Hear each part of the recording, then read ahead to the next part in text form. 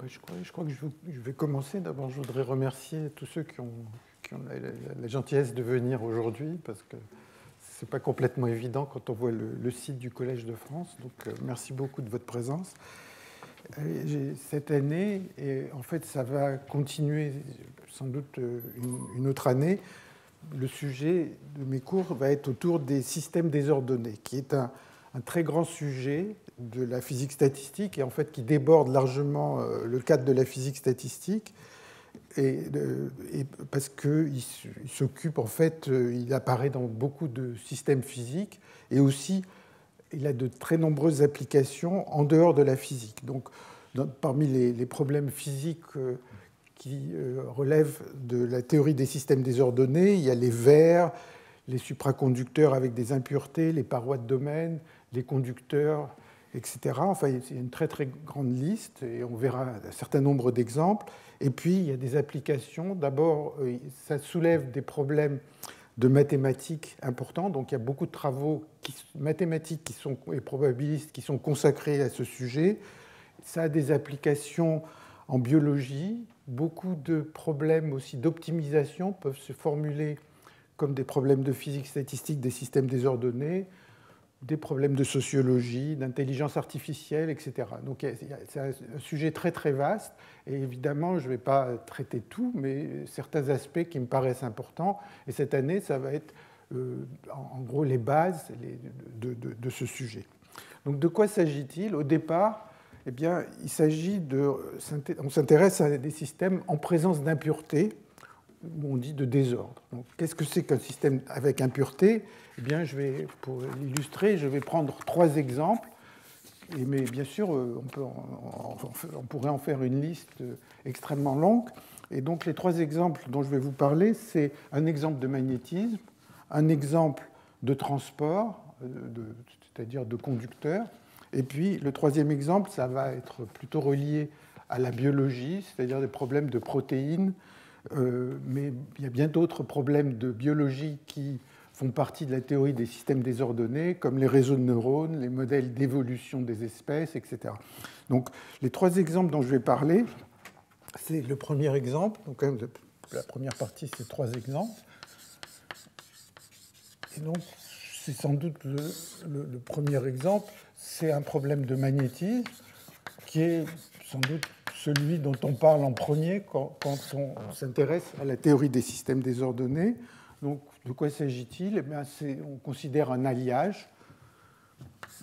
Et en fait, un alliage, par exemple, entre 2 types d'atomes métalliques, et les uns portent des spins, sont magnétiques, et les autres ne le sont pas. Donc, typiquement, on a des alliages, par exemple, d'or et de fer. Donc, fer, c'est l'atome magnétique, l'or n'est pas atome magnétique, ou de manganèse et de cuivre. Et la raison pour laquelle il y a ces paires, c'est que c'est des atomes qui, essentiellement, ont la même taille.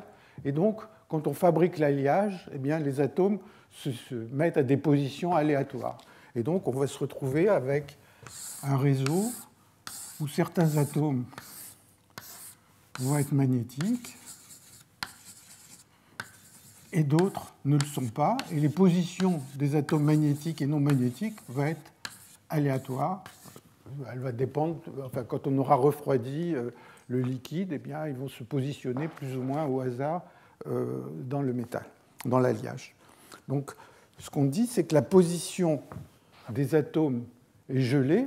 Une fois qu'on a refroidi le système, d'une certaine manière, les atomes d'un type ne bougent plus, restent à leur position, mais malgré tout, les spins de ces atomes, eux, peuvent réagir quand on change le champ magnétique, on va changer la température, et donc on a un problème où il y a 2 types de variables, les positions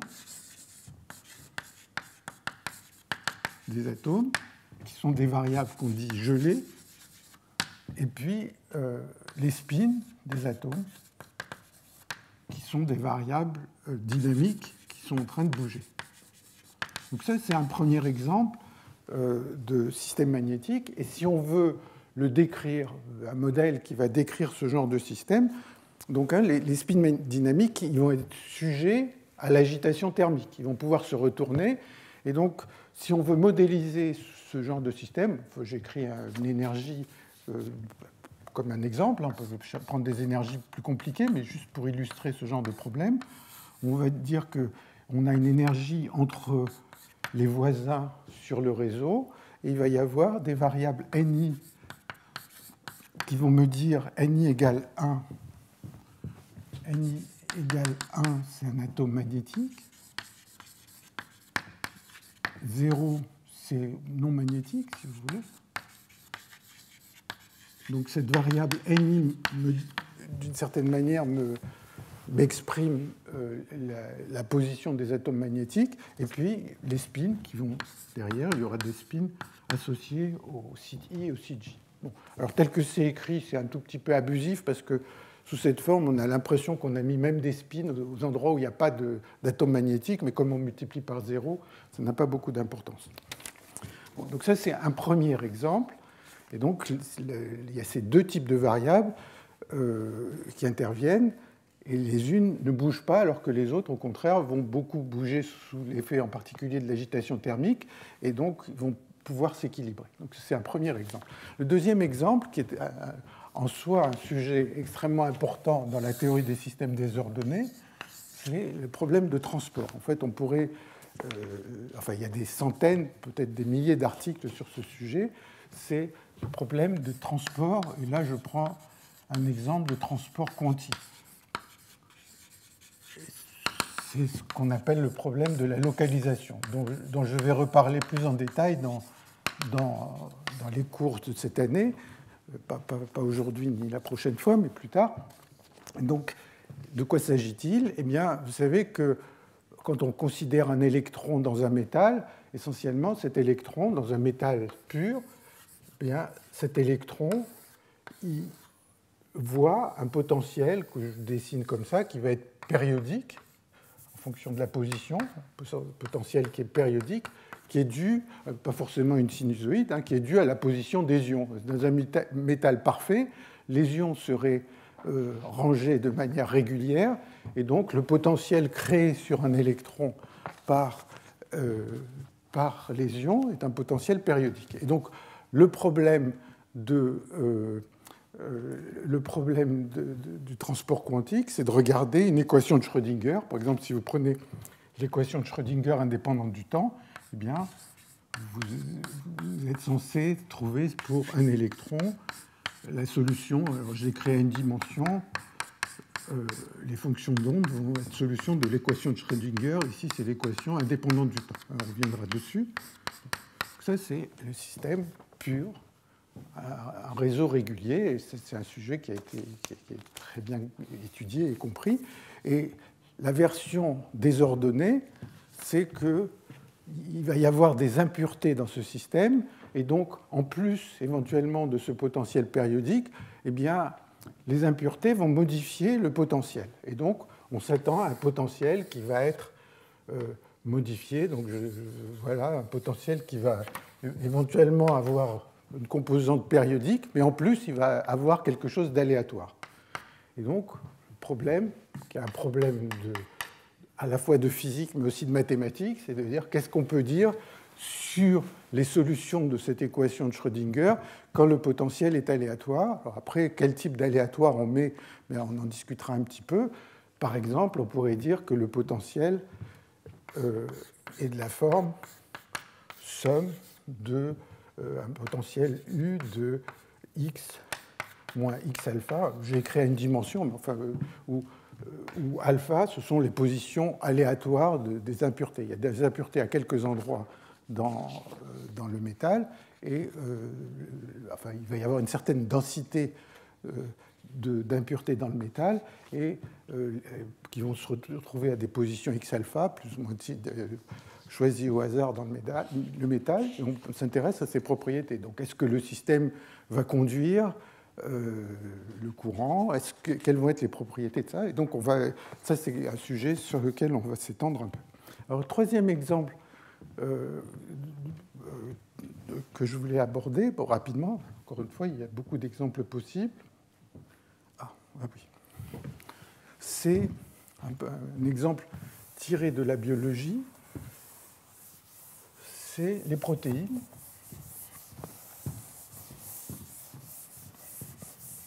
Dans le cas du transport quantique, les variables gelées, évidemment, c'est la position des impuretés ou c'est la forme de ce potentiel. Et la variable dynamique, ça va être la position de l'électron qui va évoluer dans ce potentiel aléatoire. Donc le potentiel est figé, mais l'électron peut circuler. L'électron, c'est la variable dynamique et le potentiel est la variable gelée. Alors, en fait, ici on parle de transport quantique, mais en fait, si on s'intéresse à n'importe quel problème d'onde en milieu aléatoire, c'est essentiellement des équations de ce type qu'on va regarder. Il n'y a pas besoin de regarder un problème quantique. N'importe quel problème d'onde risque de se poser un peu de cette manière.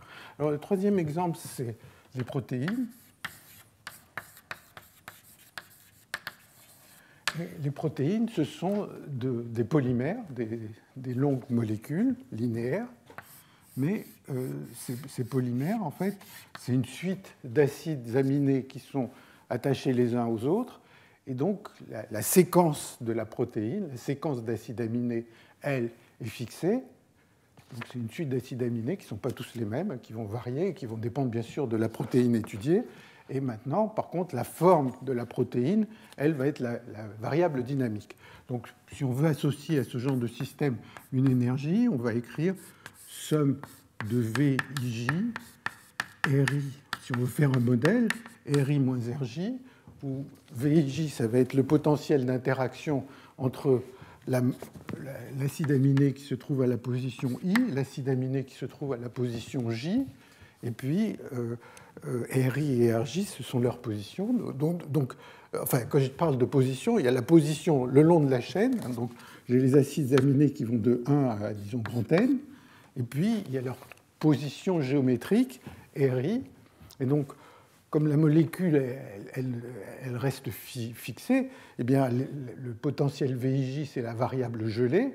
Par contre, les RI, les positions des atomes vont fluctuer parce que la protéine se trouve en solution et tout ça va dépendre de la température. Donc ça, c'est 3 exemples de systèmes désordonnés. Et dans chaque cas, on a 2 types de variables.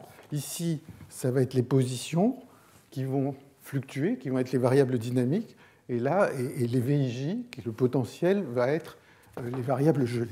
Donc ça, c'est vraiment un problème de système désordonné. Et alors, ce qui intéresse les gens dans le cas des protéines, c'est de savoir à quelle température ou dans quelles conditions la protéine va se replier, sous quelle forme, et la forme sous laquelle elle se replie est responsable de ses propriétés biologiques. Donc c'est un sujet qui est à la fois dans les systèmes désordonnés et intéressant pour les biologistes. Alors, en fait, pour résumer tout ça, bien, quand on s'intéresse à un système désordonné à l'équilibre, donc il y a l'aspect équilibre et il peut y avoir l'aspect dynamique aussi, mais si on s'intéresse à l'équilibre, alors ce qu'on a en tête, c'est un système qui, en fait, on a en tête de travailler sur une certaine échelle de temps t, qui est beaucoup plus grande qu'un temps que j'appelle t court, et beaucoup plus petit qu'un temps t long. Et donc, si je reprends l'exemple de mon alliage de départ, bon, je vous ai dit, il y a des atomes qui sont magnétiques et d'autres qui ne le sont pas. Alors, on imagine, quand on s'intéresse aux propriétés d'équilibre de cet alliage, eh bien, on s'intéresse à des temps sur lesquels les spins ont eu le temps beaucoup de se retourner, donc de s'équilibrer. Donc ça, c'est l'équilibrage des spins.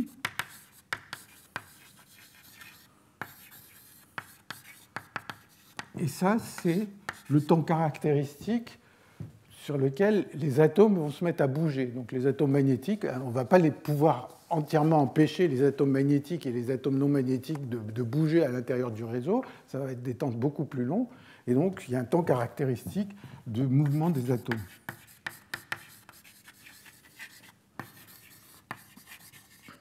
Et donc, d'une certaine manière, certaines variables sont complètement figées. Le potentiel V de X, ici, la séquence d'acides aminés, et puis d'autres variables, au contraire, ont tout le temps pour explorer leur espace des phases et pour s'équilibrer. Et là, c'est la forme de la protéine. Là-bas, c'est l'électron qui va circuler dans ce métal, ou au départ, enfin, dans le cas des alliages, c'est les spins. Donc voilà un peu l'idée qu'il y a derrière ces systèmes désordonnés. Et maintenant, la chose qu'on voudrait vraiment, c'est connaître les propriétés caractéristiques d'un de ces systèmes désordonnés, les propriétés typiques. Quand je vous donne un morceau de fer, vous n'avez pas envie qu'on vous dise où se trouve chacun des atomes magnétiques pour l'étudier et puis refaire une étude chaque fois qu'il y a des positions différentes d'atomes magnétiques dans le système. Donc ce qu'on voudrait, c'est connaître l'échantillon typique. Alors, je reprends l'exemple de mon système, mon alliage de tout à l'heure.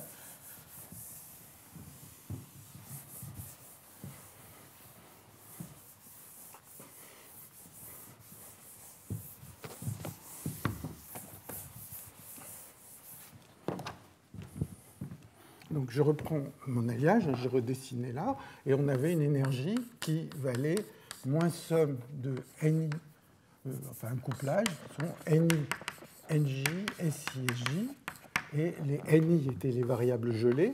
Je me disais que c'était des variables qui valaient 0 ou 1 pour me dire si l'atome était magnétique ou pas, et puis ça, c'est les variables dynamiques. Et donc, comme je viens de le dire à l'instant, les variables dynamiques, si je suis à l'équilibre, elles ont le temps d'explorer leur espace des phases, donc je peux leur appliquer les lois de la physique statistique d'équilibre. Donc à une température donnée, on va avoir la fonction de partition qui va dépendre de toutes les variables d'occupation, et puis ça va être somme sur toutes les configurations du système de E puissance moins E de C sur T. Bon, normalement, on met la constante de Boltzmann. Je vais mettre la constante de Boltzmann égale à 1, d'habitude. C, c'est la configuration des spins. Donc, les spins, décrire ça, c'est simplement dire les spins se mettent en équilibre à la température T. Et évidemment, pour un échantillon donné, le Z va dépendre de la position de tous les atomes magnétiques. Mais on se dit bien physiquement que si on a des grands systèmes, en fait, tous les systèmes vont se ressembler essentiellement. Donc, on se dit que probablement, ce n'est pas la peine d'essayer de s'interroger sur comment ça dépend précisément de tous ces n. Alors, qu'est-ce qu'il faut faire ? Donc, la plupart des échantillons se ressemblent et on voudrait connaître les propriétés de l'échantillon typique. Quand je dis que les variables gelées qui valent 0 ou 1, dans un modèle, on peut considérer que c'est des variables indépendantes, occupées 0 ou 1. Bon, il y aura de temps en temps un échantillon très rare où tous les atomes magnétiques seraient ici et puis les atomes non magnétiques seraient ailleurs. Bon, mais ça, c'est très peu probable. Ce n'est pas du tout un échantillon typique. Ce qu'on voudrait, c'est pouvoir donner des propriétés d'un échantillon typique, c'est-à-dire où les NI sont indépendants, et avoir la valeur que prend Z avec une probabilité raisonnable proche de 1. Alors, l'idée naïve, pour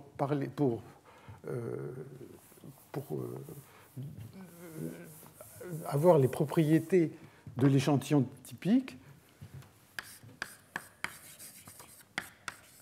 naïf consisterait à dire, bon, ben, ça dépend des NI, on va moyenner. Donc l'idée naïve, ce serait de dire, on va considérer la moyenne en moyenne Z. Alors, ça veut dire que les propriétés de l'échantillon typique seraient données par le Z moyen, qui serait somme sur N1 égale 0 ou 1, somme sur nn égale 0 ou 1 de ce z qui dépend de tous les n, et puis avec la probabilité qu'il y ait un atome magnétique à telle position. Donc ça serait P puissance somme des NI, 1 moins P puissance N moins somme des NI. Donc ça, c'est ce qu'on appelle la moyenne recuite. Bon, le mot recuit, je vais dire tout de suite pourquoi. Ça veut dire qu'on a moyenné Z par rapport au NI. Et ça, cette idée de faire la moyenne recuite, c'est la mauvaise idée. Et on va voir pourquoi. Alors la raison pour laquelle ça s'appelle la moyenne recuite, c'est que c'est effectivement ce que font les métallurgistes quand ils ont des impuretés ou quand ils veulent que les atomes s'ordonnent le mieux possible. Eh bien, ils réchauffent suffisamment l'échantillon, donc ils le font passer dans un four pour le réchauffer, le refroidir, pour permettre aux atomes magnétiques de bouger à l'intérieur, ou quand il y a un alliage aux atomes d'un certain type de bouger à l'intérieur du métal. Et donc, d'une certaine manière, ils essayent de se placer dans des conditions où ce temps devient de l'ordre de ce temps long. Et donc, c'est un moment où les atomes magnétiques commencent à bouger. Donc, c'est pour ça que ça s'appelle recuit. On recuit le système pour faire bouger les impuretés ou les atomes d'un alliage. Mais dans le cas qui nous intéresse, dans la physique des systèmes désordonnés, ce n'est pas ce qu'on veut faire. Et donc, on n'a pas envie de faire cette moyenne. Et la moyenne qu'il faut faire, et je vais essayer d'expliquer pourquoi, c'est ce qu'il faut faire, c'est de moyenner le log de la fonction de partition. C'est ce qu'on appelle la moyenne gelée. Et on va voir pourquoi.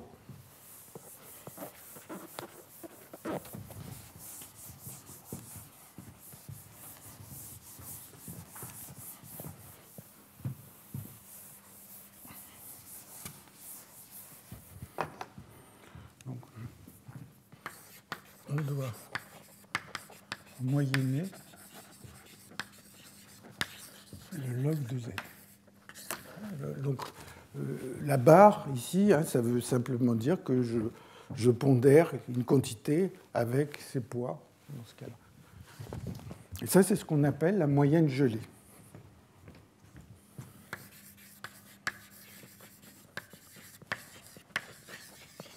Donc, quand on dit on doit moyenner log Z, ce que ça veut dire, et c'est ce qu'on va voir dans une minute, c'est qu'en fait, si je prends le log Z sans moyenne typique, c'est-à-dire je prends un échantillon typique, eh bien, essentiellement, son énergie libre, le log Z, l'énergie libre, c'est moins T log Z, donc son énergie libre d'un échantillon typique, c'est-à-dire pas un échantillon rarissime où tous les atomes magnétiques seraient dans un coin, par exemple, l'échantillon typique aura la valeur log Z. Donc ça, c'est ce que je vais essayer de montrer. Alors, deux remarques avant de le faire. Bien sûr, ce que je raconte là, c'est très classique. La première, c'est que, bon, là, je vais décrire le problème magnétique.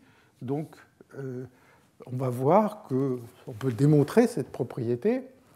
Dans d'autres cas, dans certains problèmes de transport, par exemple, ça n'est pas forcément toujours évident de savoir quelle quantité il faudrait moyenner. Enfin, il faut faire un certain travail pour savoir quelle quantité moyenner pour que les propriétés d'un échantillon typique ressemblent à cette moyenne.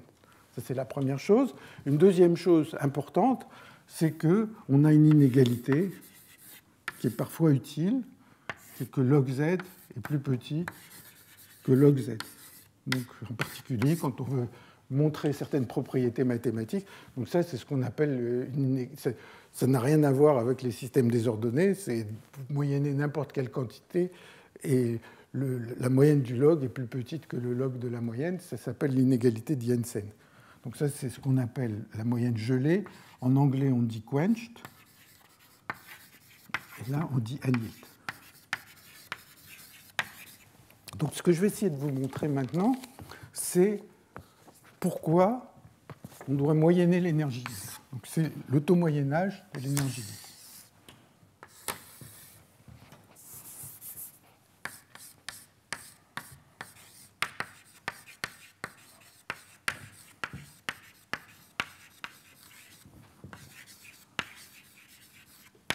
C'est-à-dire, c'est vraiment ce que j'ai écrit ici, c'est que si vous prenez un échantillon typique, sous-entendu suffisamment grand, donc si vous avez un système suffisamment grand typique, eh bien, son énergie libre va être très proche de cette moyenne. Et plus il sera grand, plus il sera proche de la moyenne.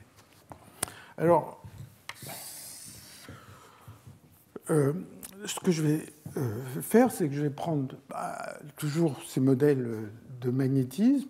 Je vais prendre un exemple sur lequel, qui est central dans la théorie des systèmes désordonnés.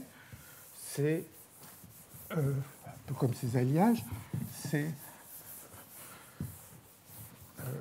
un problème avec des interactions aléatoires.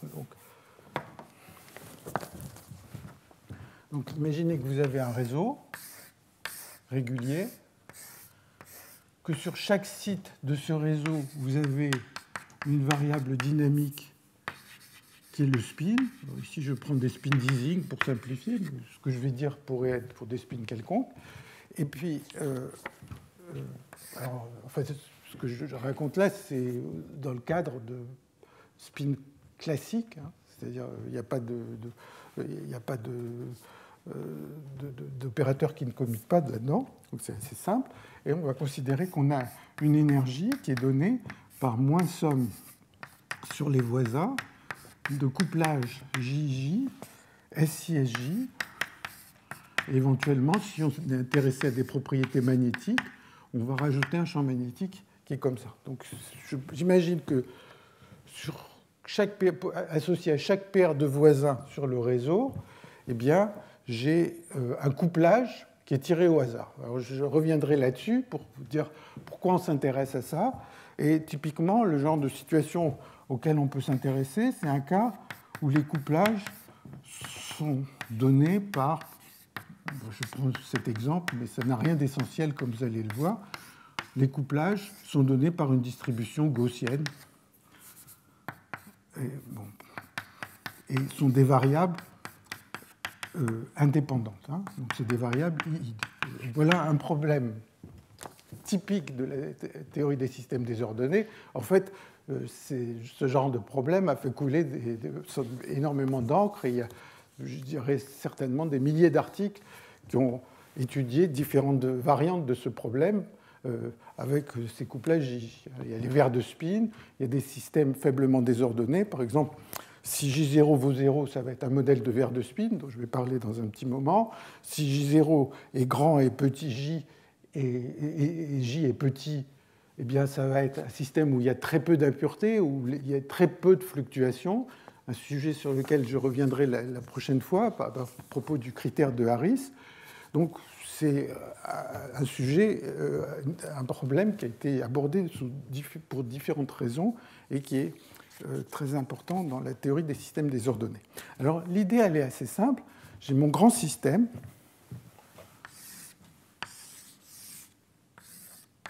qui a une taille L. Et ce grand système, j'ai envie de le couper comme si on avait des ciseaux en sous-systèmes qui sont de taille petit l.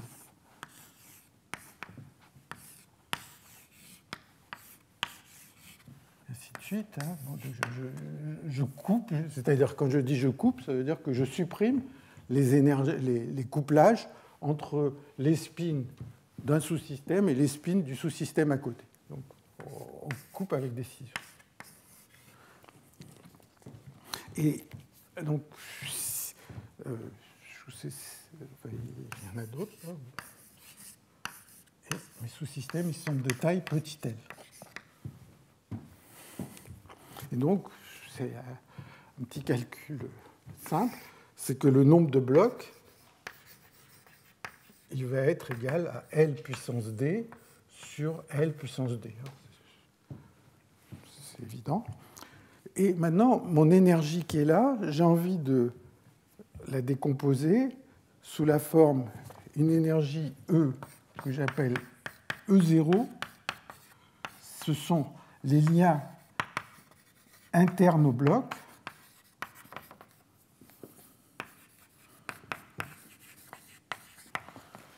Et puis plus un E que j'appelle S, c'est une énergie de surface, c'est l'énergie de tous les liens que j'ai coupés. Donc ça, c'est les liens coupés.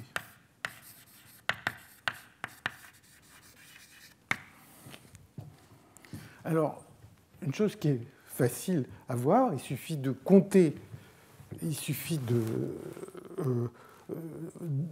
compter toute la contribution des liens qui sont coupés, c'est que ES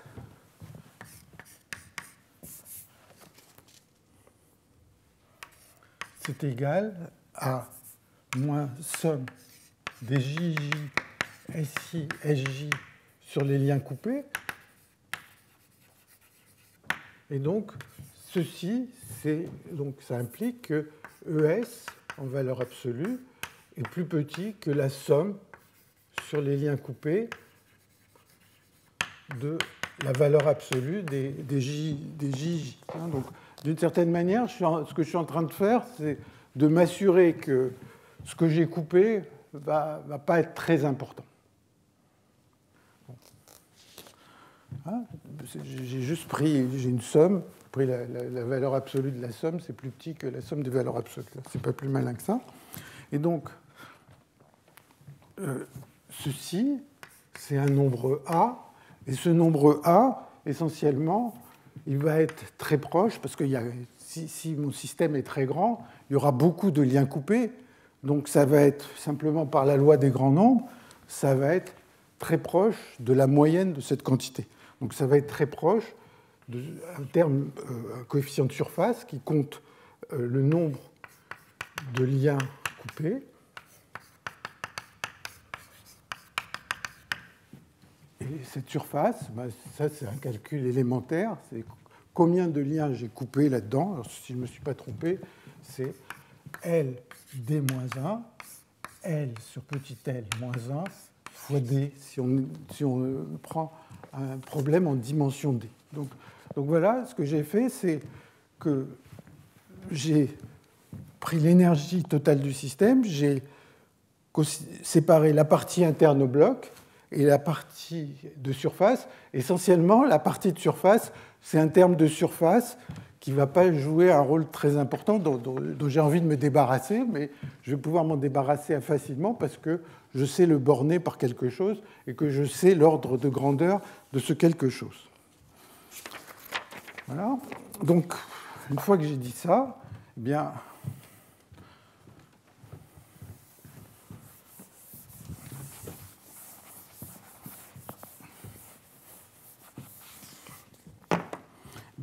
j'ai E puissance moins l'énergie totale du système moins A sur T, moins E0, donc plus petit ou égal à moins E de C sur T, plus petit ou égal à E puissance moins E0 de C sur T, plus A sur T. Donc là, je prends les poids de Boltzmann pour le système complet, et puis maintenant, comme j'ai borné la partie, comme on a borné la partie des liens coupés, la valeur la plus petite que ça pourrait avoir est puissance moins A sur T, la valeur la plus grande, c'est moins A sur T.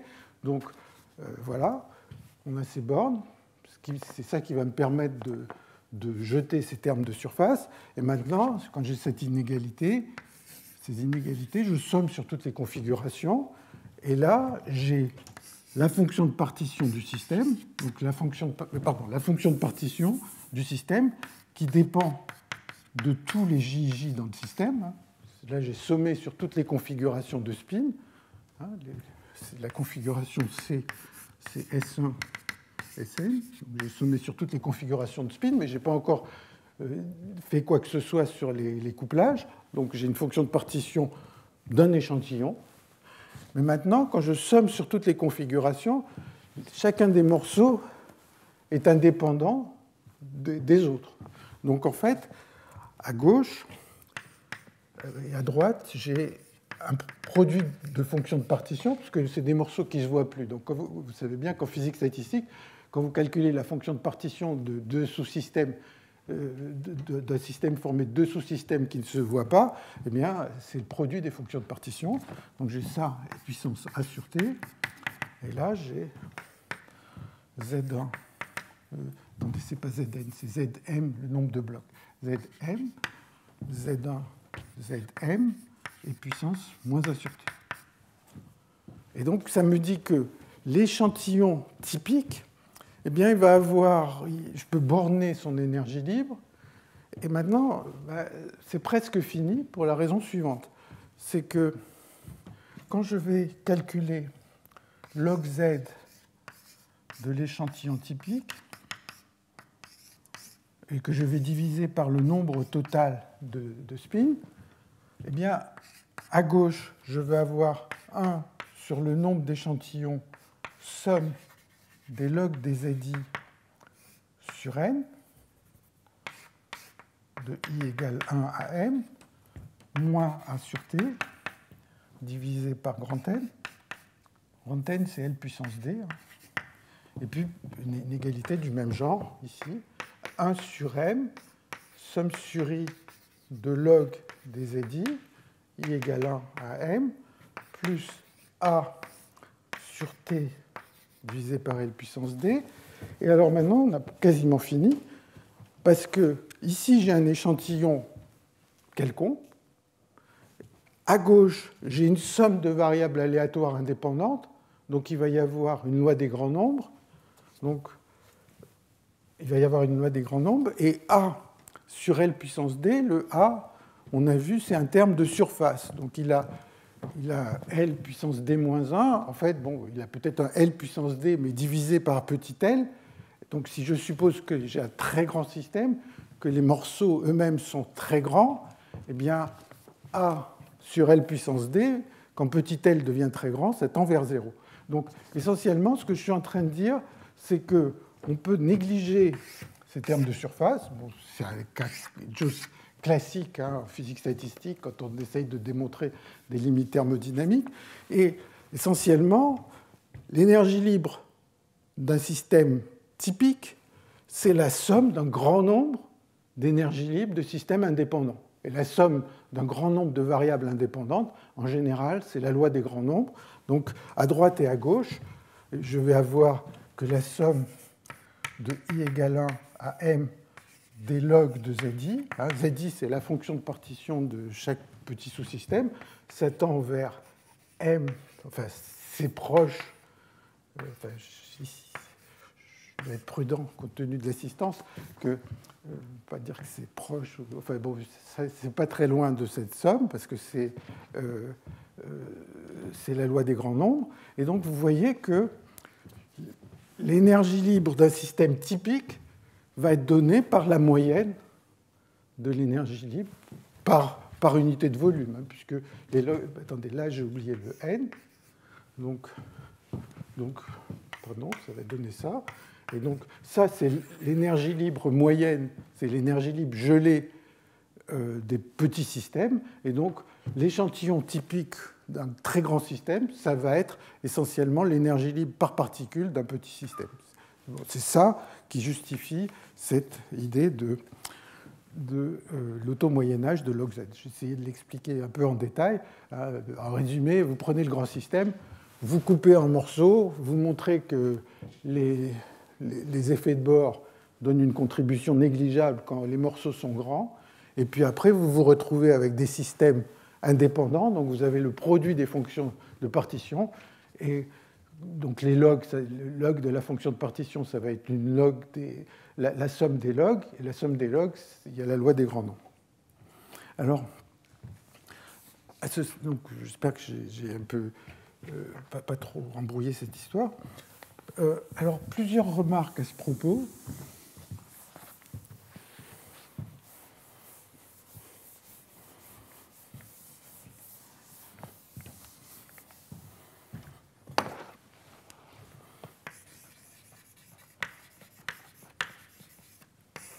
Alors, la première remarque que je voudrais faire, c'est que parfois la moyenne recuite est très facile à calculer.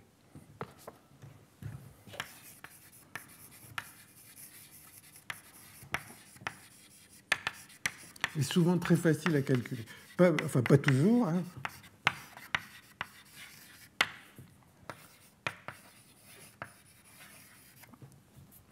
Alors, si je reprends le modèle que j'avais considéré là, c'est-à-dire une énergie qui est donnée par moins somme des JJ, SI, SJ, éventuellement moins H, somme de SI. Bon, ben, quand vous allez essayer de calculer la fonction de partition, c'est la somme sur toutes les configurations de spin de E puissance l'énergie divisé par T.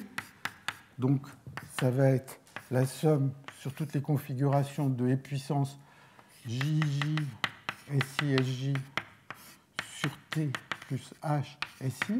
Hein, bon, la somme sur tous les voisins. Là. Bon, vous voyez que quand vous allez moyenner, si vous essayez de moyenner la fonction de partition, donc si vous vous intéressez à la moyenne recuite, encore une fois, la moyenne recuite, ce n'est pas forcément ce que vous voulez avoir, puisqu'on vient de voir qu'il faut moyenner plutôt le log de z, mais là, vous allez juste avoir des intégrales gaussiennes sur les j, et donc,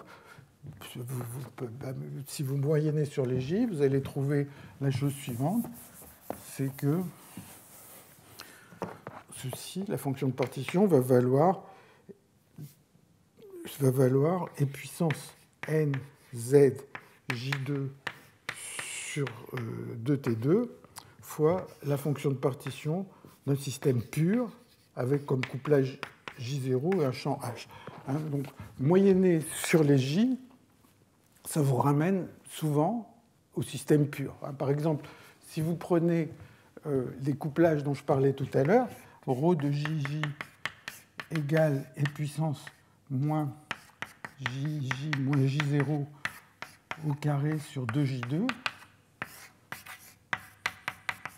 Si vous prenez des couplages indépendants gaussiens, et si vous placez encore dans un cas beaucoup plus simple où vous avez H égale 0 et J0 égale 0, donc vous prenez des variables gaussiennes centrées de moyenne nulle, eh bien, ici, le Z pur, il va valoir simplement 2 puissance n. Donc, d'une certaine manière, calculer la moyenne recuite, c'est fait. On a 2 puissance n et puissance nz j2 sur 2t2. Donc, c'est un calcul qui se fait en une ligne. Vous avez moyenné sur les couplages. Ou bien, si le J0 et les H ne sont pas nuls, vous tombez sur le système pur. Et alors, bon, il y a toujours un arrière-plan, enfin, on va revenir un peu là-dessus, dans la théorie des systèmes désordonnés, c'est que quand on ramène quelque chose au système pur, en gros, on considère que c'est fini. Ce qui ne veut pas dire que tout est facile, puisque la physique statistique des systèmes purs n'est pas forcément... On ne peut pas tout dire, mais en gros, on peut utiliser les techniques qui existent déjà. Bon, alors, il y a une deuxième remarque que je voudrais faire, c'est que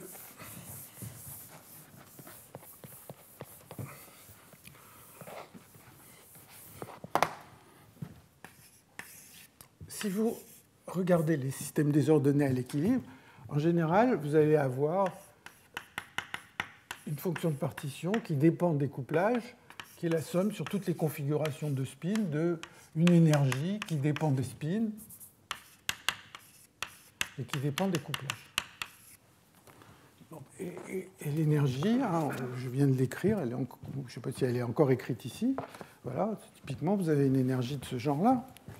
Et vous voyez que la seule chose, si vous prenez cet exemple, la seule chose qui dépend des couplages, enfin, le seul endroit où se trouvent les couplages, c'est ici, ce qui fait que les énergies sont par exemple des variables gaussiennes, puisque ça va être une somme de variables gaussiennes, et donc les énergies sont des variables corrélées. Les énergies qui sont là, l'énergie d'une configuration, E de C, est corrélée à E de C'. Donc, d'une certaine manière, ce que vous voyez, c'est que la fonction de partition, ça n'est rien d'autre qu'une somme de variables aléatoires, malheureusement corrélées. Si elles étaient indépendantes, on pourrait dire beaucoup de choses, on verra peut-être pas cette année, mais qu'on peut dire pas mal de choses dans le cadre des verres de spin, mais de manière générale, si vous voulez, je vous disais, il y a des milliers d'articles sur ce problème, ici, avec des couplages aléatoires, mais après tout, du point de vue mathématique, ça n'est rien d'autre que de dire que j'ai les poids de Boltzmann qui sont là-bas, ce sont des variables aléatoires corrélées. Et donc, si vous êtes capable de dire des choses sur des sommes de variables aléatoires corrélées, eh bien, en gros, vous avez résolu tous ces problèmes. Et tout le débat, beaucoup de travaux, en particulier mathématiques, ont à voir avec comment vous arrivez à contrôler, à trouver l'influence de ces corrélations. Bon. Alors, donc ça, c'est donc de dire que les E de C sont corrélés. La troisième remarque que je veux faire, c'est une question qu'on va regarder la prochaine fois. La prochaine fois, je vais essayer de discuter les propriétés des systèmes où le désordre est faible. Ce sera une des questions, pas forcément la seule. Mais et donc ici, si vous prenez J très petit, vous allez avoir un système qui a un tout petit peu de désordre. Et il y a des questions, en particulier le critère de Harris, donc il sera question la prochaine fois, qui a à voir avec savoir est-ce que si j'ai un système avec très peu d'impuretés, finalement, il va changer de manière drastique les propriétés du système.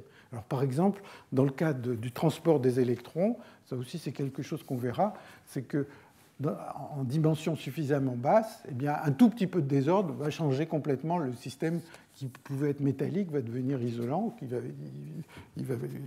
Un tout petit peu de désordre change qualitativement les propriétés. Bon, donc ça, c'est faible désordre.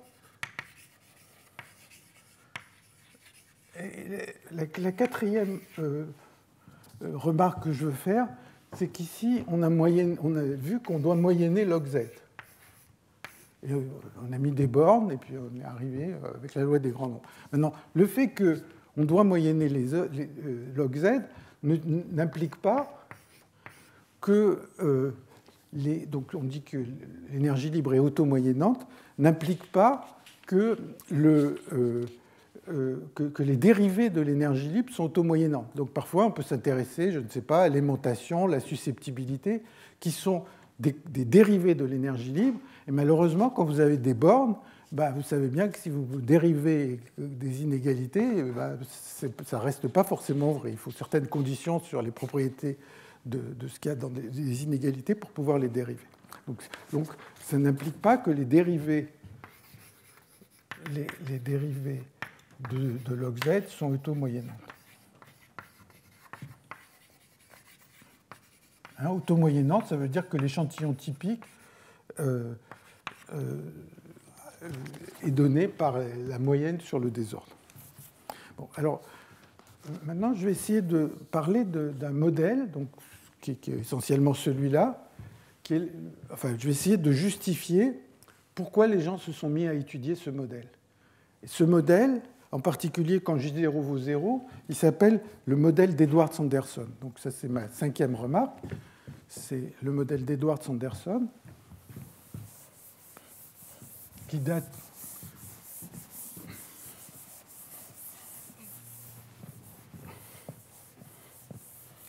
de 1974. Donc c'est ma cinquième remarque pour l'instant, c'est le modèle d'Edwards-Anderson.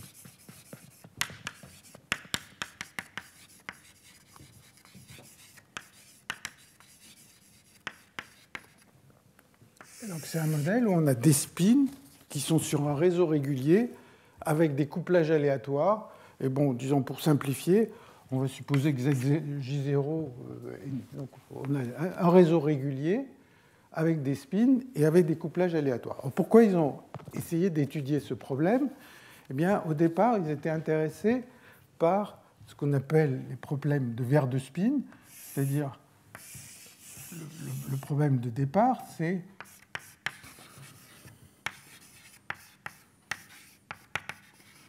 un système avec quelques impuretés, enfin une faible concentration d'impuretés magnétiques. Donc rien n'est magnétique. Donc tout à l'heure je disais il y a des alliages avec un certain nombre d'atomes magnétiques et d'autres qui ne le sont pas.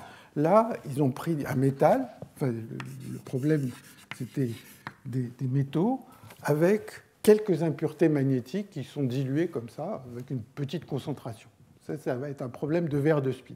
Alors, en quoi donc, pourquoi ça a intéressé les gens? À beaucoup d'égards, parce qu'ils s'intéressaient à la façon en particulier à un moment dont la conductivité du métal va dépendre de la température, et l'effet des impuretés avait une influence importante.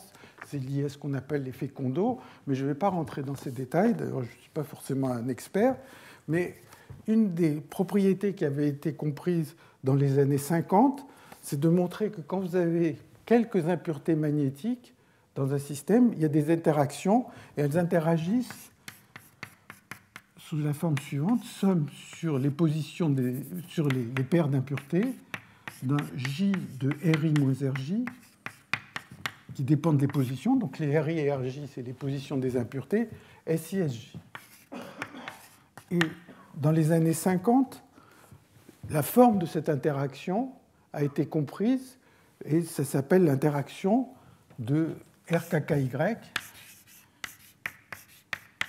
donc ce qui date des années 50. C'est RKKY, c'est juste les noms, c'est les noms de Ruderman, Kittel, Kasuya et Yoshida. Bon.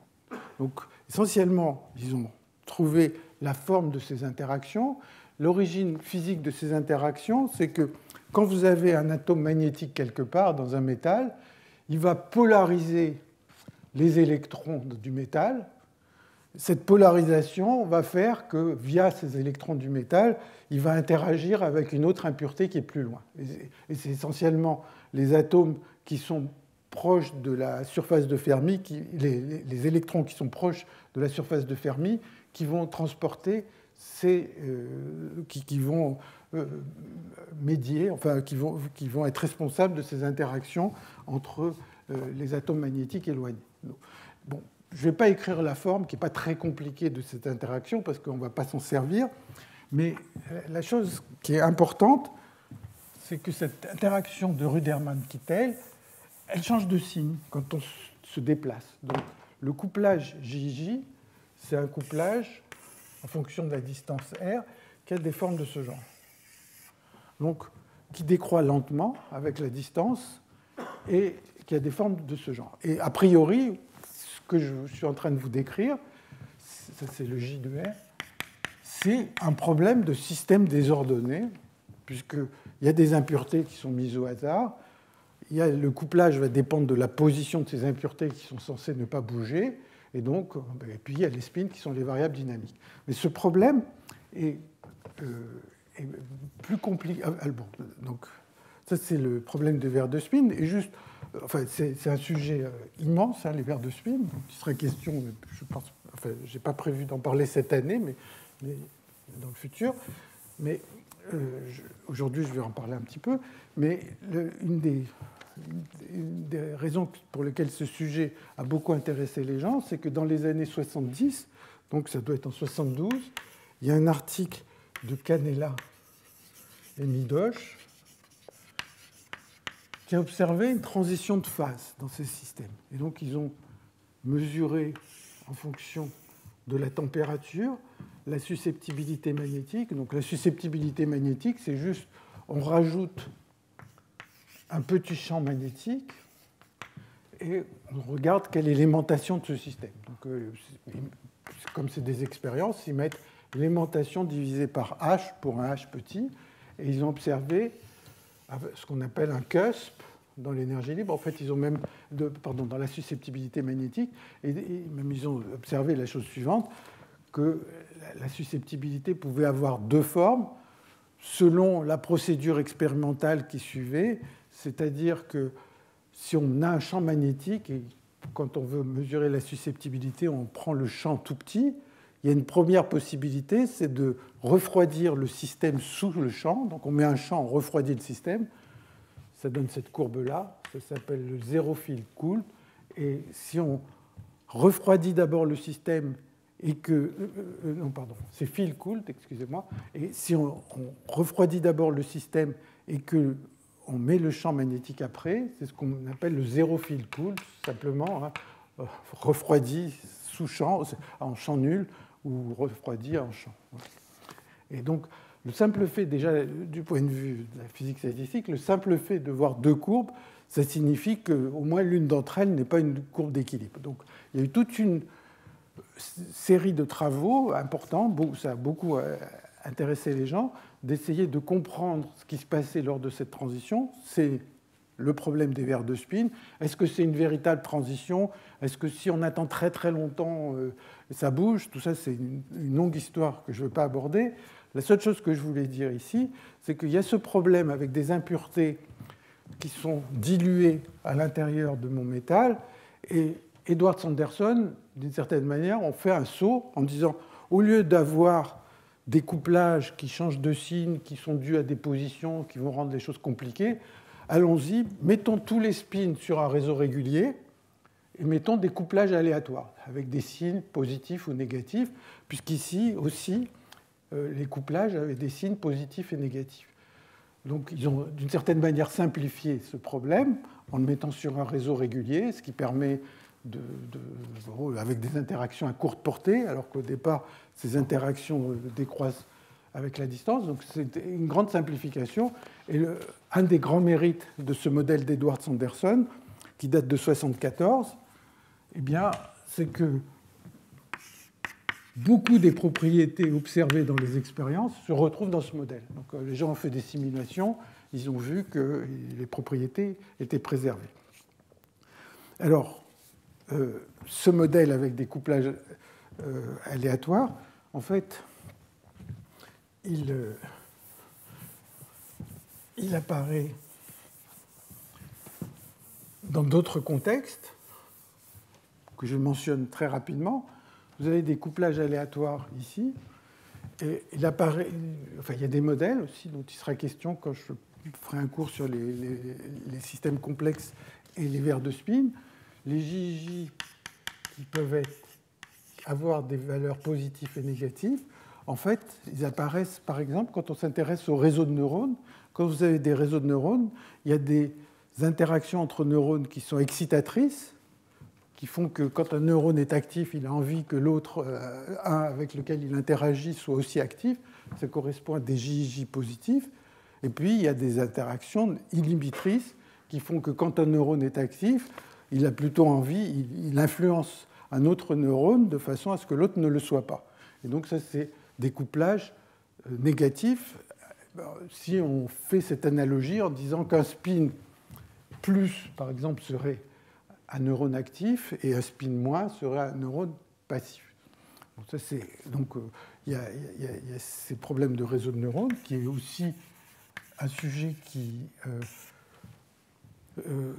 est lié, enfin au moins vu par les physiciens, qui est lié à la théorie des verres de spin. Il y a aussi d'autres problèmes avec des couplages qui sont positifs ou négatifs. Il y a des problèmes de type sociologie auxquels on peut penser. C'est dans les années 70, il y a Gérard Toulouse qui a parlé de mots de frustration. Donc à partir du moment où vous avez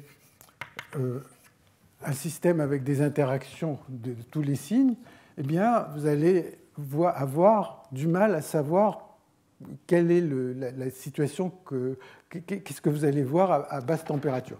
Donc, l'exemple que prenait Gérard Toulouse, c'est simplement si vous avez 3 de ces spins, et puis que le couplage ici est positif, J1,2 est positif, J1,2,3, J1,3 est positif, J2,3 est négatif.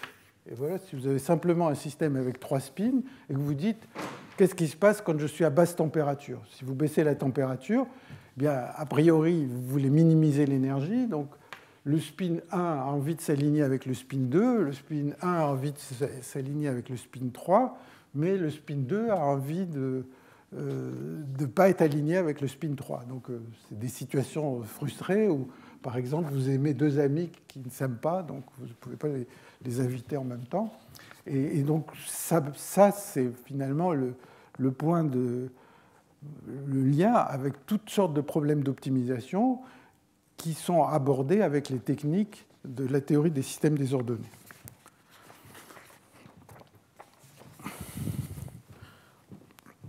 Bon. Alors, une des propriétés de ce modèle plus réaliste d'impureté magnétique dans une matrice, ou bien du modèle d'Edward Sanderson, une des propriétés typique de ces problèmes, c'est que quand vous refroidissez le système, vous posez, bon, comme toujours en physique statistique, quand le système est froid, très froid, eh bien, il va se trouver dans des énergies qui sont dans les configurations qui ont les énergies les plus basses, hein, puisqu'il y a juste le poids de Boltzmann et puissance moins E sur T. Donc, à très basse température, il faut savoir quelles sont les configurations qui minimisent l'énergie, celles qui sont proches de ce minimum. Alors, quand tous les couplages sont positifs, c'est facile. Tous les spins se mettent à aligner, c'est l'état ferromagnétique. Hein. Si tous les couplages sont positifs, pas de problème. Quand vous commencez à avoir de la frustration, eh bien, quelles sont les configurations qui vont minimiser l'énergie? Ben, c'est des problèmes d'optimisation en soi qui ne sont pas simples, qui sont un des problèmes d'optimisation auxquels on peut penser.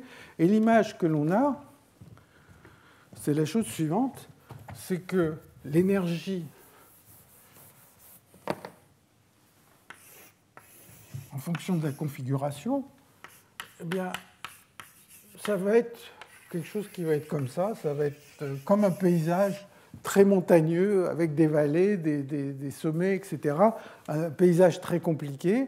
Et ce à quoi on s'attend, c'est que si vous prenez un autre échantillon, eh bien un autre échantillon, il va avoir un paysage semblable. Pas du tout le même, un paysage semblable. Et quand vous allez refroidir le système, eh bien, cette image, elle permet déjà qualitativement de comprendre beaucoup de choses. Par exemple, que le système va être très lent, puisque quand vous allez le refroidir, vous allez baisser son énergie, il va commencer à se bloquer dans certaines de ces vallées. Bien sûr, cette image est forcément un peu très fausse, parce que l'ensemble des configurations, ce n'est pas un espace unidimensionnel, mais enfin, c'est juste une représentation. Mais quand vous allez refroidir le système, il va se bloquer dans un certain nombre de ces minima, et donc, d'une certaine manière, vous avez besoin d'être capable de dire des choses sur les propriétés statistiques de ces paysages aléatoires. Bon, alors maintenant, je vais en venir à quelque chose, à un des outils principaux de cette théorie des systèmes désordonnés, qui est ce qu'on appelle la méthode des répliques.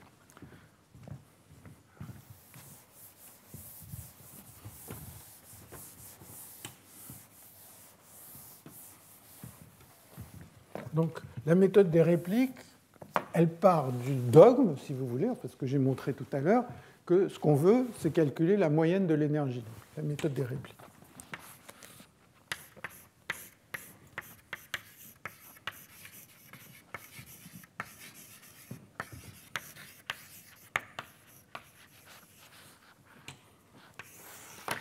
Donc, on doit moyenner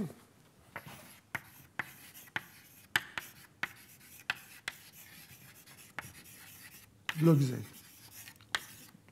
compte tenu de ce que j'ai dit tout à l'heure. C'est-à-dire, si vous prenez un très grand échantillon, eh bien, son énergie libre, c'est un échantillon quelconque, typique, avec une très grande probabilité, elle va être proche de ça. Tous les échantillons qui n'auront pas ça, ils sont très peu probables, donc vous pouvez les oublier. Alors, la méthode des répliques, elle repose sur plusieurs faits. Hein. Donc je vais prendre toujours comme exemple ce modèle d'Edwardson-Berson. Je vais prendre dans le cas simple, hein, E égale moins somme PJJ et CSJ. Moi, je ne vais pas mettre de champ magnétique. Bon, enfin, vous pouvez le mettre, ça ne va pas changer grand-chose. Et je vais prendre des JJ qui sont gaussiens. Alors, la méthode des répliques, elle repose sur le fait que souvent, il est facile, entre guillemets, de calculer, quand je mets facile, on va voir, de calculer Z, les moments entiers de la fonction de partition, Zn. Tout à l'heure, on a vu que pour n égale 1, c'est facile, pour 0, c'est facile, pour 1, 2, etc., c'est facile, pour les entiers. Enfin, c'est facile. Plus les n va augmenter, plus ça va être compliqué. Donc, ça, on va le voir explicitement dans le cas du modèle d'Edwardson-Berson. C'est facile de calculer les Zn. Enfin, on peut se placer dans une situation où c'est facile. Et ensuite, puisque en fait, ce n'est pas ce qu'on veut, on ne veut pas les moments, on peut utiliser la formule qui est que Zn moins 1 sur n quand n tend vers l'infini, quand n tend vers 0, c'est log z. Donc, on se dit, supposons que je sache calculer les z puissance n. Si après, j'arrive à voir comment ça dépend de n, avoir une formule où n apparaît comme un paramètre, et que je peux aller à n égale à 0 en prenant cette limite. Donc là, en fait, quand je dis ça, en gros, on rompt les amarres avec les mathématiques. C'est-à-dire, voilà, on connaît quelque chose sur les entiers, et d'une certaine manière, on espère, c'est souvent le cas, on espère que la formule qu'on a trouvée pour les n entiers reste valable pour les n non entiers, et on veut prendre cette formule. On va utiliser cette formule. Bon. Et quand je dis qu'il est facile de calculer z puissance n, en fait, le calcul des z puissance n se ramène à un système pur.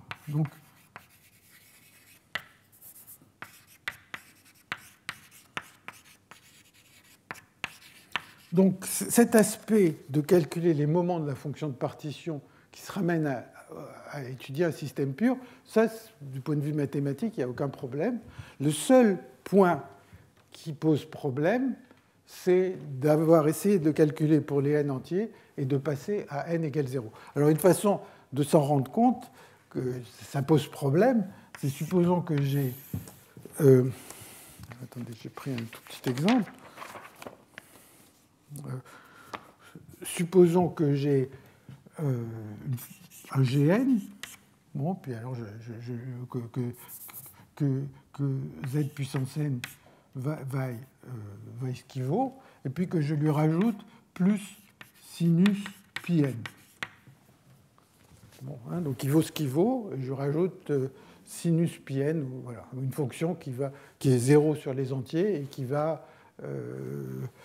bon, ben manifestement, quand je vais faire cette opération, le résultat va dépendre de ce que j'ai rajouté ici, à condition que j'ai rajouté une fonction qui s'annule sur tous les entiers. Donc, ce que prendre cette limite suppose... Alors, attendez, donc ça, c'est... Pardon, je n'ai pas terminé ce que je voulais dire. Cette formule-là, elle est tout le temps vraie. Bon, et après, l'idée, c'est de moyenner ici et d'obtenir l'énergie libre souhaitée comme ça. Donc, supposez que vous avez calculé z puissance n, mathématiquement, vous pouvez rajouter des choses qui valent 0, et ça donnerait un autre résultat. Donc, pour que ça fonctionne, si on veut vraiment étudier ce genre de problème mathématiquement et rigoureusement, il faut savoir comment le z puissance n va se prolonger au non entier. Alors bon, il y a des cas où ça peut se démontrer qu'il y a un prolongement unique, mais ce n'est pas forcément toujours le cas. Donc ça, c'est là où les physiciens, finalement, ils prennent le large.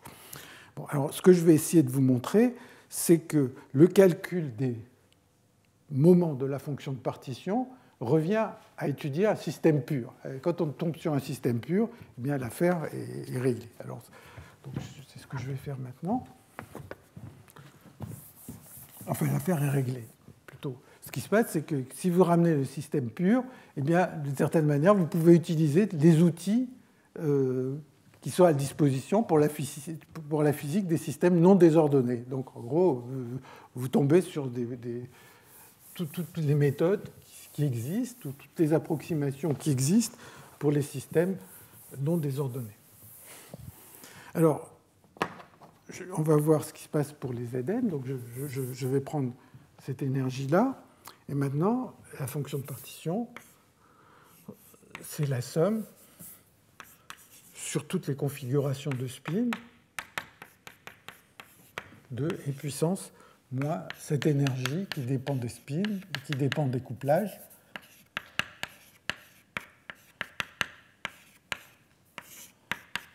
Voilà. Et maintenant, écrire z puissance n, eh bien, quand on met puissance n, en fait, ça va être n copies du même système.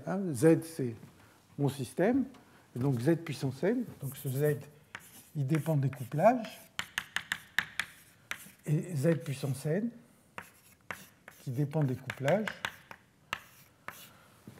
eh bien, c'est la somme des SI Donc il y a plus 1 ou moins 1, et puis somme des SIN égale plus 1 ou moins 1. Donc je fais n copies du système, et puis il va y avoir l'énergie E du premier système qui dépend des J sur C, et puis moins E du nème système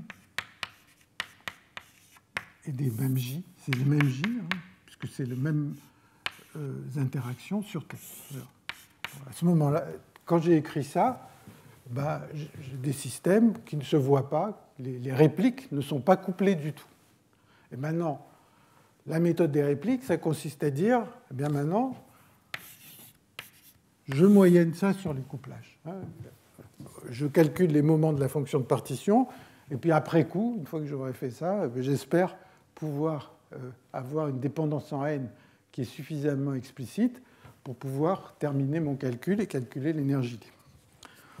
Alors, quand on fait ça, donc essentiellement, si vous voyez l'énergie, chacune de ces énergies est linéaire dans les couplages. Donc si je prends des couplages qui sont gaussiens, comme j'ai fait auparavant, c'est-à-dire exponentielle moins JJ au carré sur 2J2, ça c'est la distribution de mes couplages. Bon, le terme qui est là est linéaire dans les couplages, donc si je moyenne, je moyenne quelque chose, l'exponentielle de linéaire avec des couplages gaussiens, le calcul se fait, c'est juste des intégrales gaussiennes. Pour chaque lien, je vais trouver des intégrales gaussiennes. Donc, je vous donne le résultat, mais il y a une ligne de calcul, c'est somme de SI1 égale plus 1 ou moins 1, et puis somme des SIN égale à plus 1 ou moins 1, j'écris ce que ça donne, et puissance, somme sur tous les I voisins de J, de J2 sur 2T2, somme des alpha égale 1 à n de SI alpha, SJ alpha au carré. Et alors là, voilà, ça c'est le cœur de la méthode des répliques. C'est-à-dire, je suis parti d'un système désordonné, j'ai fait considérer n répliques, n copies du même système. Avant de moyenner, ces n copies, toutes dépendent du couplage JJ, donc bon, mais elles ne se voient pas. Je moyenne sur le couplage JJ, et hop, j'ai plus de désordre, mais j'ai n copies du même système. Donc, où est-ce que je me retrouve? Je me retrouve avec maintenant n spin sur chaque site, mais maintenant c'est un système pur.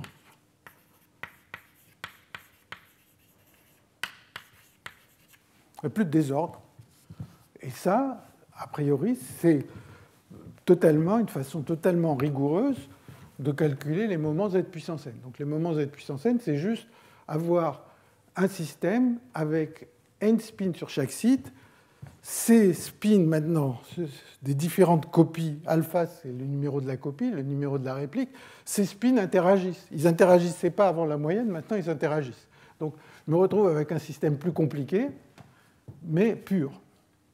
Alors maintenant, je peux utiliser toutes les techniques qui sont utilisées d'habitude pour les systèmes purs. Et c'est ce que je vais essayer de faire maintenant.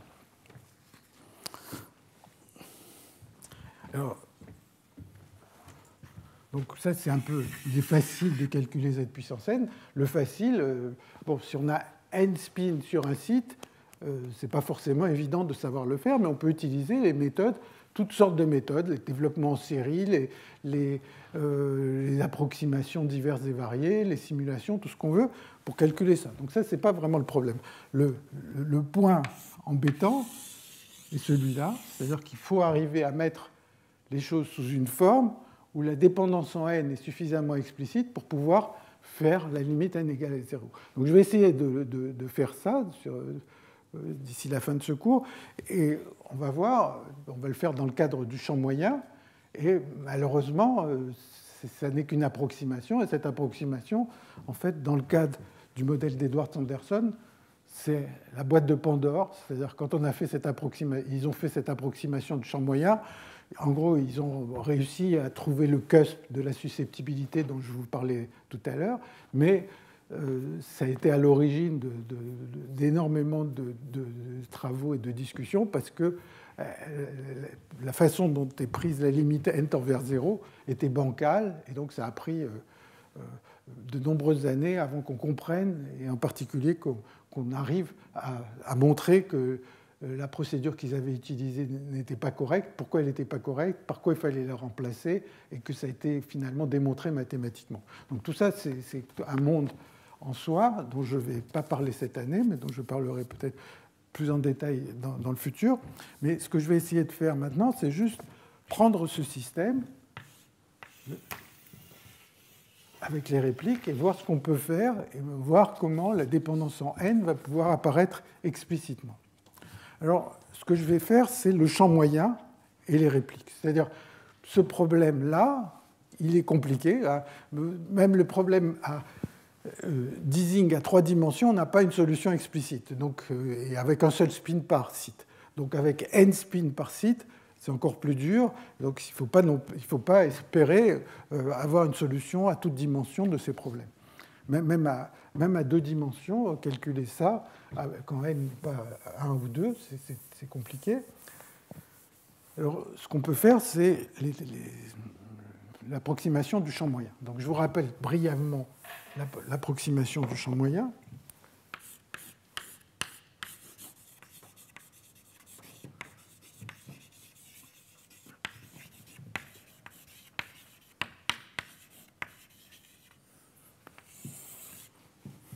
Alors, juste pour s'entraîner, d'abord c'est une approximation. Pour s'entraîner, je vais vous rappeler comment ça marche dans le cas d'un ferromagnétique. Enfin, une façon de voir le champ moyen dans le cas d'un ferromagnétique.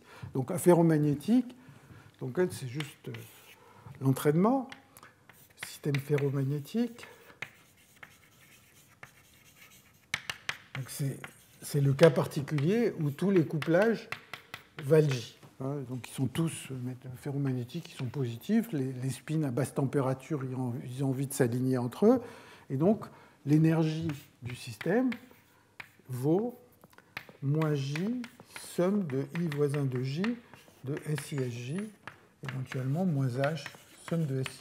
Ça, c'est l'hamiltonien ferromagnétique. Et maintenant, je vais faire ce qu'on appelle l'approximation de champ moyen qu'on peut introduire de nombreuses façons, qui n'est qu'une approximation avec ses défauts, mais qui consiste à dire, je vais regarder le spin numéro I et je vais remplacer tout le reste, tous les autres spins du système par leur moyenne. C'est-à-dire, au lieu de m'intéresser à ce problème qui est compliqué, parce qu'il y a n spins, grand n spins, eh bien, je vais m'intéresser à un système où il y aurait un seul spin, le spin I, et puis l'effet de tous les autres spins, c'est je remplace par la valeur moyenne. Donc je remplace les SJ par leur moyenne. Donc cette somme, ça va être Z fois l'aimantation M, donc, et puis moins HSI. Donc je m'intéresse juste au spin I, et je regarde l'effet moyen de ses voisins sur lui. Voilà. Ça, c'est le champ moyen. C'est une façon de penser au champ moyen. Bon, alors, si vous vous intéressez à ça, effectivement, quand vous avez un seul spin, c'est facile de calculer tout ce que vous voulez pour un seul spin.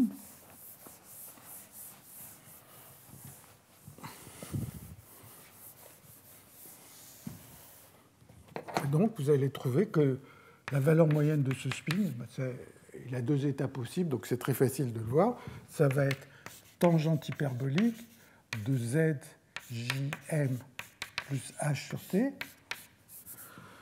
Et puisque tous les spins dans le système ferromagnétique ont la même valeur, c'est un système pur, donc il y a une invariance par translation, vous allez écrire que ceci c'est égal à l'aimantation moyenne des spins, et ça vous donne l'aimantation que vous allez pouvoir calculer comme cette solution.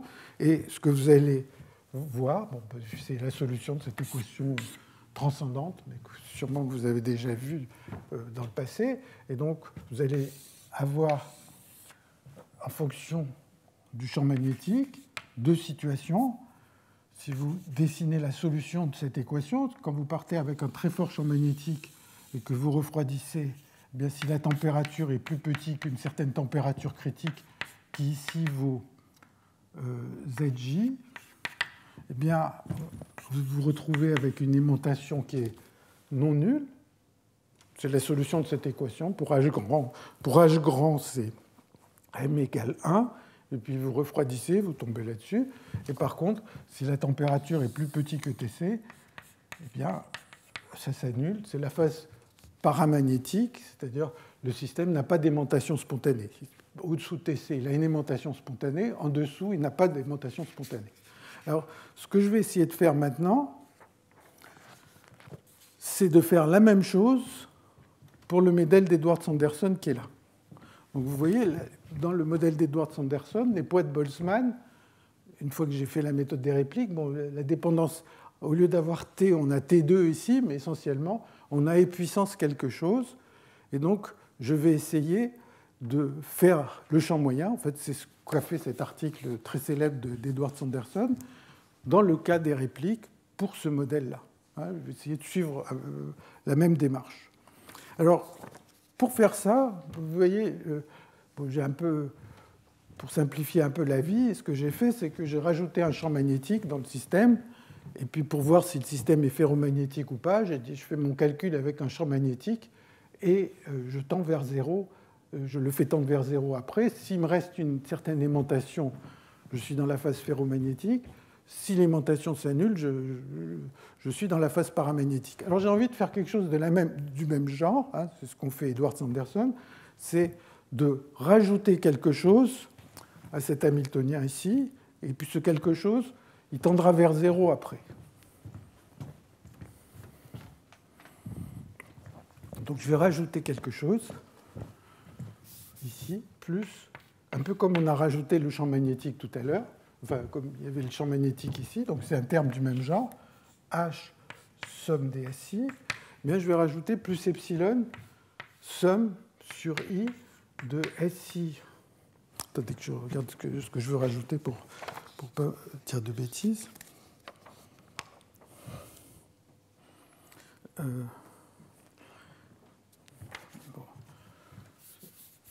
Somme sur alpha différent de bêta.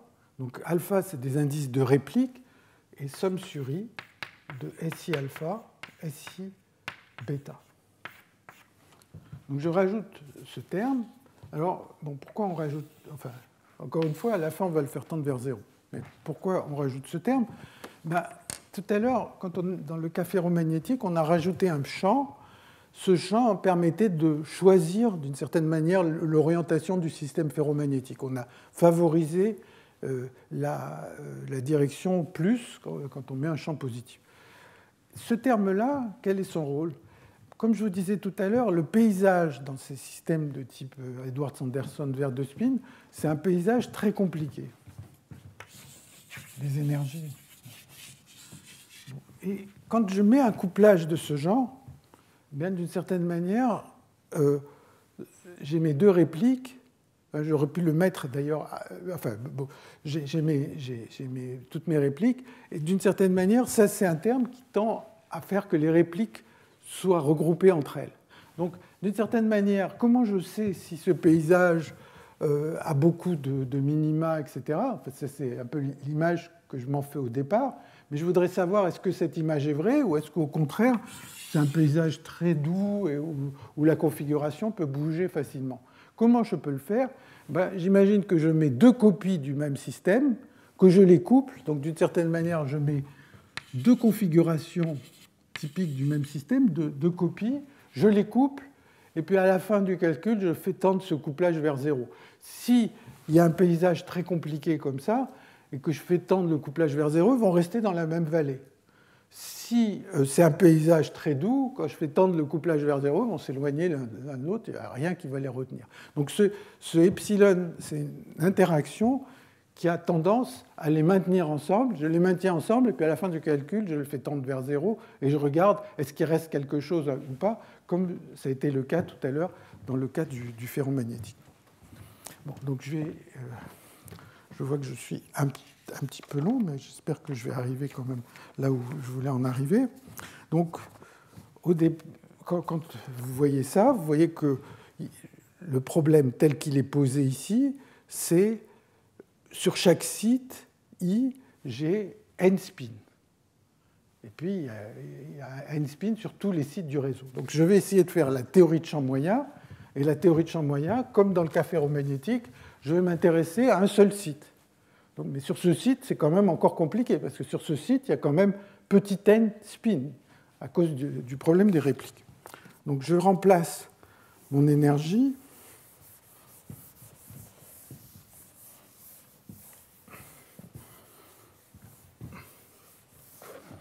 donc, tel que ça apparaît ici. Tout se passe comme si j'avais une énergie, quand j'ai n répliques, tout se passe comme si j'avais une énergie qui était donnée par moins J2 sur 2T2, somme sur I voisin de J, somme de alpha égale 1 à n de SI alpha, SJ alpha, le tout au carré. Donc c'est ce carré qui fait que les répliques se mettent à interagir. Et puis j'ai moins somme, ce terme que j'ai rajouté, somme sur I, somme sur alpha différente bêta de SI alpha, SI bêta. Et maintenant, je veux faire la même approximation que j'ai faite tout à l'heure. C'est-à-dire, je me dis, oh là là, il y a tous ces spins qui interagissent entre eux sur tous les sites, etc. Je veux prendre un E tilde qui va juste remplacer tout ce qui se passe sur les autres sites par un champ moyen. Et alors, vous voyez que le spin I, il va... attendez, j'espère que je ne dis pas de bêtises. Oui, un spin I, il va interagir à travers... bon, peut-être je vais... Avant de faire ça, je vais peut-être le réécrire, ce truc-là. C'est peut-être plus simple. Donc, si je développe ce carré, j'ai moins J2 sur 2T2 NZ, et puis moins J2 sur 2T2, somme sur I voisin de J, somme sur alpha différente de bêta, de SI alpha, SI bêta, SJ alpha, SJ bêta, puis il y a le terme que je viens de rajouter, moins epsilon, somme sur I, somme sur alpha différente de bêta, de SI alpha, SI bêta. Donc là, j'ai juste effectué le carré, ce qui n'est pas développer le carré. Bon, et vous voyez que ce qui se passe au site I est couplé à ce qui se passe au site J. Donc ce que je veux faire, c'est juste me concentrer sur le spin I et remplacer tout le reste par des moyennes. Donc ce n'est pas la vérité, c'est une approximation. Donc j'essaye de faire ça.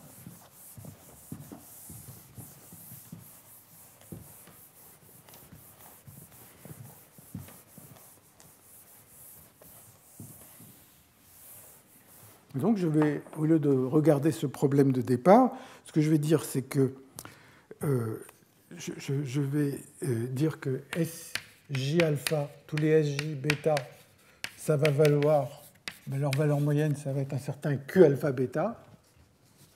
D'accord ?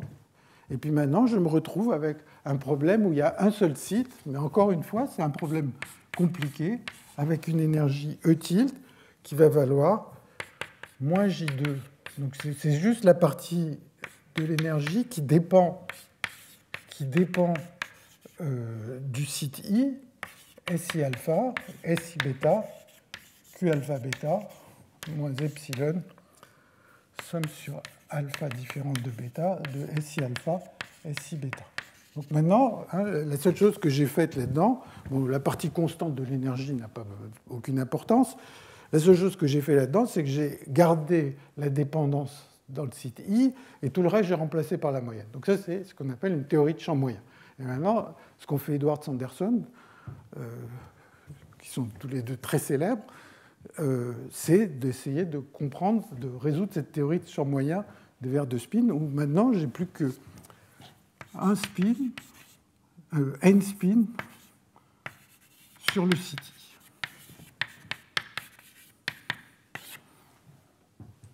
Et ça, en soi, c'est encore un problème compliqué parce que, pour l'instant, j'ai supposé que les Q alpha bêta dépendent de l'indice alpha et bêta. Donc, ils ont, à cause de cette complication, et cette complication, encore une fois, c'est la boîte de Pandore, c'est que Edwards-Anderson, ils ont supposé que Q alpha bêta égale Q, c'est-à-dire ne dépend pas du tout de alpha et bêta. C'est le même pour toutes les paires de alpha bêta. Alors, quand on fait ça, ce problème peut se résoudre. Je vais écrire deux formules qui vous permettent de voir qu'il peut se résoudre.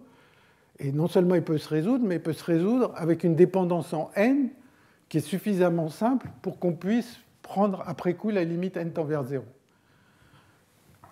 Si on suppose ça. Alors pourquoi ça peut se résoudre?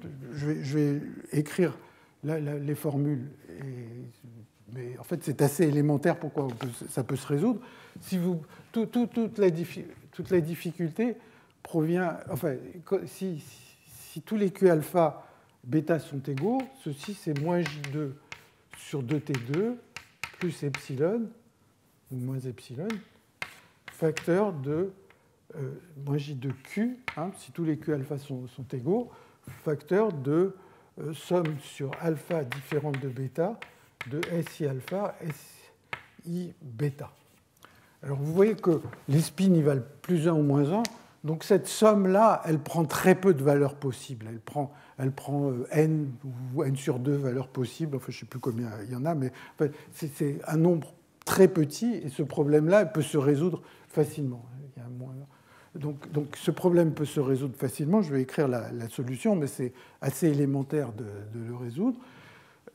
Mais on a fait cette hypothèse Q alpha égale Q, Q alpha bêta égale Q, qui s'appelle la symétrie des répliques. La symétrie des répliques,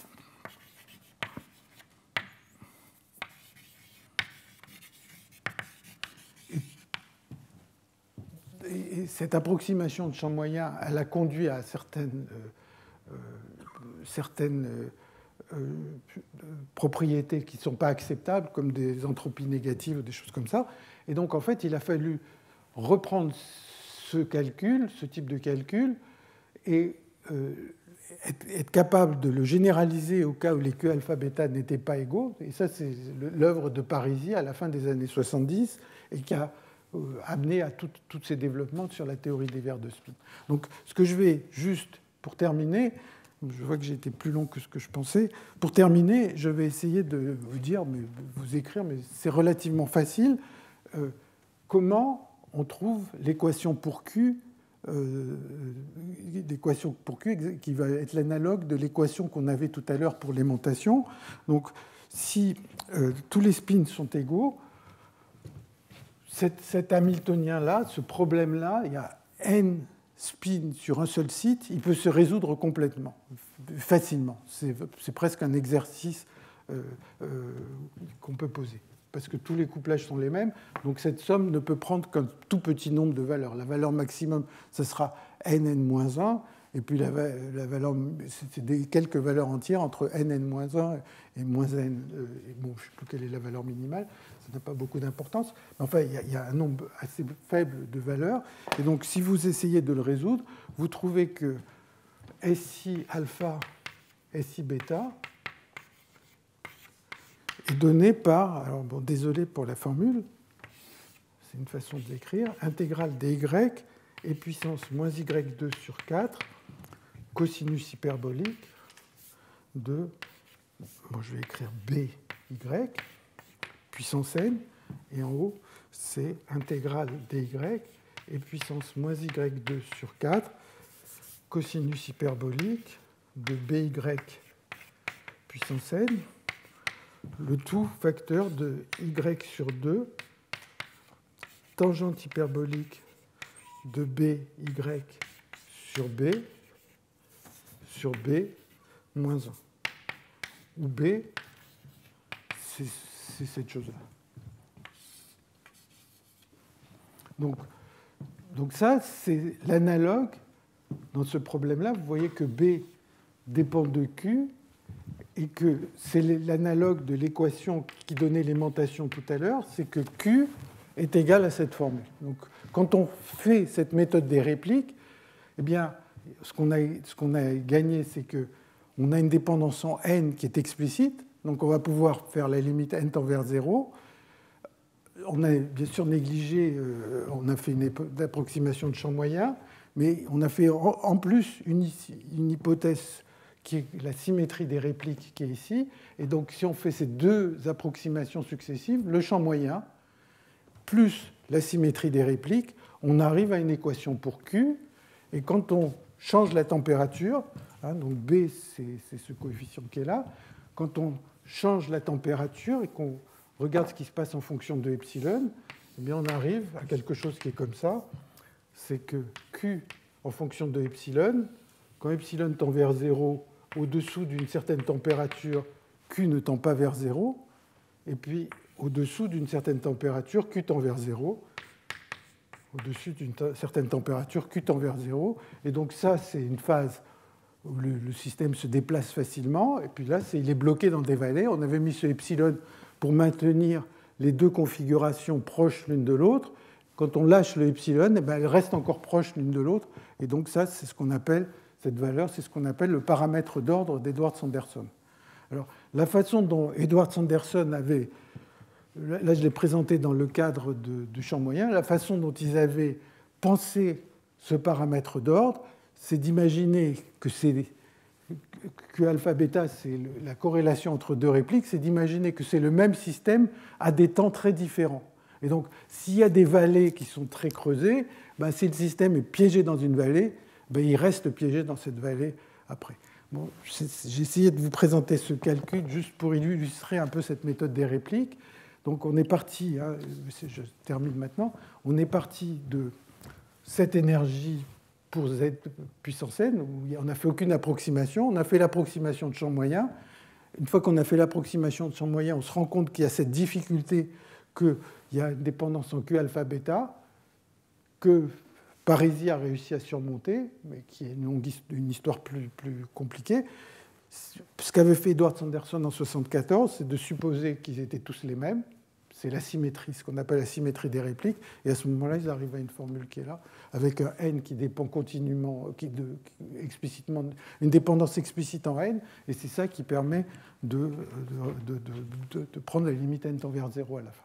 Bon, je suis désolé d'avoir été plus long que prévu. Je vous remercie beaucoup pour votre attention.